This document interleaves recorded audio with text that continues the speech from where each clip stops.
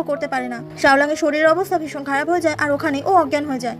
সুমিং এরপর তাড়াতাড়ি করে শাওলাংকে হসপিটালে ভর্তি করে। শাওলাংয়ের জন্য অনেক চিন্তা হচ্ছিল, কারণ শাওলাংয়ের অবস্থা একদম ভালো না। কিছুক্ষণ পরে অপারেশন হয়ে যায় আর শাওলাংয়েরও জ্ঞান ফিরে আসে, আর ওর পাশে তখন সুমিং ছিল। শাওলাংকে দেখে তখন খুব কান্না করতে থাকে সুমিং, কারণ আজকে সুমিংকে অনেক চিন্তা পেতে হয়েছে ওর জন্য। শাওলাং তখন সুমিংকে সরি বলে ও নিজেকে প্রোটেক্ট করতে পারেনি। ওদের দুজনকে একসঙ্গে দেখে ম্যাম খুব খুশি হয়ে যায়।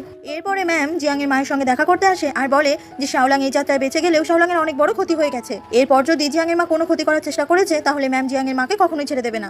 এসব শুনে জিয়াংয়ের মা ম্যামের উপর খুব রেগে যায়। তখনই ম্যাম একটা ভয়েস রেকর্ডিং শোনায়, যেখানে পরিষ্কার প্রমাণ হয়ে যাচ্ছে যে জিয়াংয়ের মা শাওলাংয়ের মাকে মেরেছে। শুধু তাই নয়, সুমিং এর বাবাকেও এই জিয়াংয়ের মাই মেরেছে, যাতে কোম্পানির চেয়ারম্যান নিজের ছেলেকে বানানো যায়। এসব শুনে জিয়াংয়ের মা তো ভীষণ ভয় পেয়ে যায়। জিয়াংয়ের মা তারপর ফোন করে একটা গুন্ডা ঠিক করে ম্যামকে মেরে ফেলার জন্য। ম্যাম যখন রাস্তা দিয়ে হেঁটে বাড়ির দিকে আসছিল তখন এই গুন্ডাটা গাড়ি চাপা দিয়ে দেয় ম্যামকে, আর ম্যামের অবস্থা খুবই খারাপ ছিল। তারপর ম্যামের থেকে ব্যাগটাও নিয়ে চলে যায়, যেটার ভেতরে ছিল ওই ভয়েস রেকর্ডটা। অ্যাসিস্ট্যান্ট এসে সুমিংকে জানায় যে ম্যাম মারা গেছে। এমন কথা শুনে সুমিং তো একদম অবাক হয়ে যায়। শাওলাংকে কিছু জানানোর আগেই ও ওদের কথাটা শুনে ফেলে, আর ম্যাম যাকে গত 18 বছর ধরে নিজের মায়ের মতো ভালোবেসে এসেছে তার মৃত্যুর খবর পেয়ে খুব কষ্ট পায় শাওলাং। শাওলাং কান্না করতে করতে বলে, আমি আমার মাকেও নিজের কাছে এত বছর পাইনি যতদিন ম্যাম আমার পাশে থেকেছে। ওর সৎ মা ওর থেকে সমস্ত কিছু কেড়ে নিয়েছে।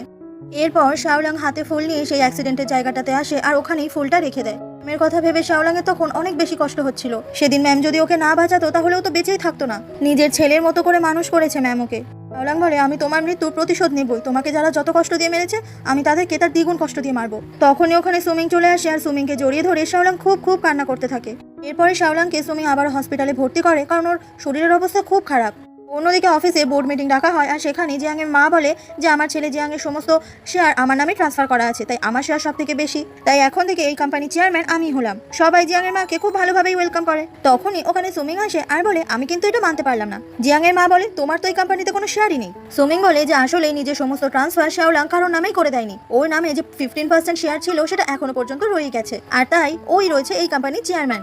এরপর সুমিং যখন ফিরে আসছিল ঠিক সেই সময় ওই গুন্ডাটা সুমিং এর গলায় ছুরি দিয়ে বলে, কোম্পানির কোনো ব্যাপারে তুমি ঢুকবে না, আর যদি ঢোকো তাহলে কিন্তু এবার শাওলাংকে আমি সত্যি সত্যি শেষ করে দেবো। ওখানে তখন শাওলাং এর অ্যাসিস্ট্যান্ট চলে আসলে ওই গুন্ডাটা ওখান থেকে পালিয়ে যায়। তবে শাওলাংকে শেষ করে দেবে এমন কথা শুনে ভীষণ ভয় পেয়ে যায় সুমিং। ও জীবনে সমস্ত কিছু হারিয়ে ফেলেছে, তবে শাওলাংকেও কখনোই হারাতে পারবে না। অ্যাসিস্ট্যান্ট এসে শাওলাংকে এই সমস্ত কথা জানায় আর বলে গুন্ডাটার গালে একটা কাটা দাগ ছিল। এটা শুনে শাওলাং বুঝে যায় ওর পেটে যে ছুরি ঢুকিয়ে দিয়েছিল আর গালেও কিন্তু একটা কাটা দাগ ছিল। এরপরে শাওলাং চলে যায় লিসার সঙ্গে দেখা করতে। লিসাকে বলে যে ও নকল গার্লফ্রেন্ড হতে, আর ওরা দুজনে এমন ভাব করবে যেন শাওলাং আর ও একসাথে বিদেশে চলে যাবে। এটা দেখে খুব কষ্ট পাবে সুমিং, আর বাকি সবাই ভাববে যে সুমিংকে ছেড়ে শাওলাং চলে গেছে গার্লফ্রেন্ডের সঙ্গে বিদেশে। তাহলে কেউ আর শাওলাং এর উপর রাগ করে সুমিং এর ক্ষতি করতে পারবে না। শুধুমাত্র সুমিং এর যাতে কোনো ক্ষতি না করে ওর সৎমা, তাই জন্য এরকম